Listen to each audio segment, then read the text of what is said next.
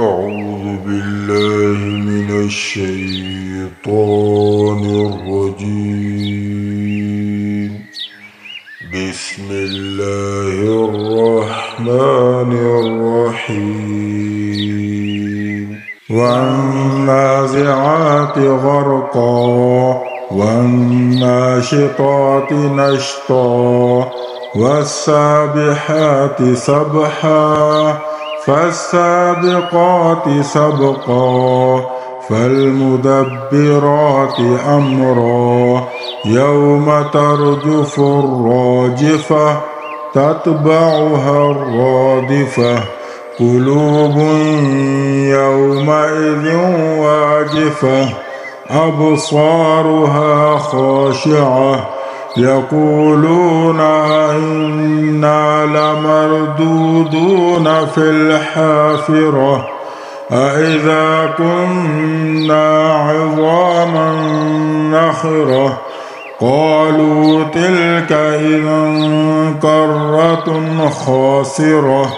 فإنما هي زجرة واحدة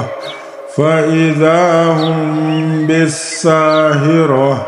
هل أتاك حديث موسى إذ ناداه ربه بالوادي المقدس طوى اذهب إلى فرعون إنه طغى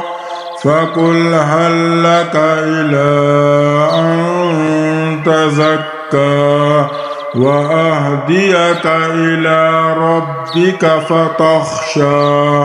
فأراه الآية الكبرى فكذب وعصى ثم أدبر يسعى فحشر فنادى فقال أنا ربكم الأعلى فأخذه الله نكال الآخرة والأولى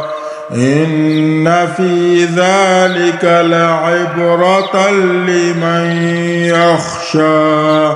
أأنتم أشد خلقا أم السماء بناها رفع سمكها فسواها وأغطش ليلها وأخرج ضحاها والأرض بعد ذلك دحاها أخرج منها ماءها ومرعاها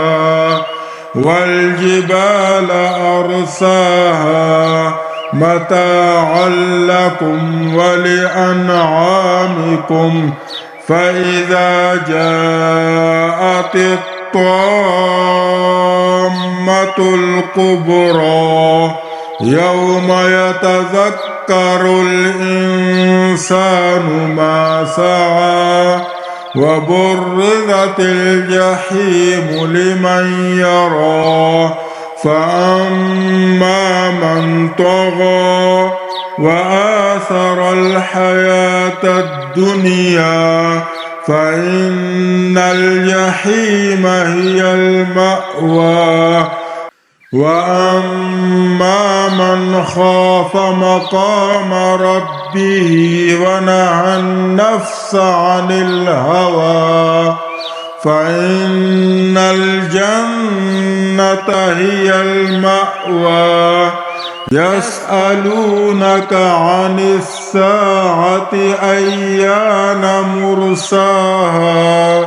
فيما أنت من ذكراها إلى ربك منتهاها إنما أنت منذر من يخشاها كأنهم يوم يرونها لم يلبثوا إلا عشية أو ضحاها.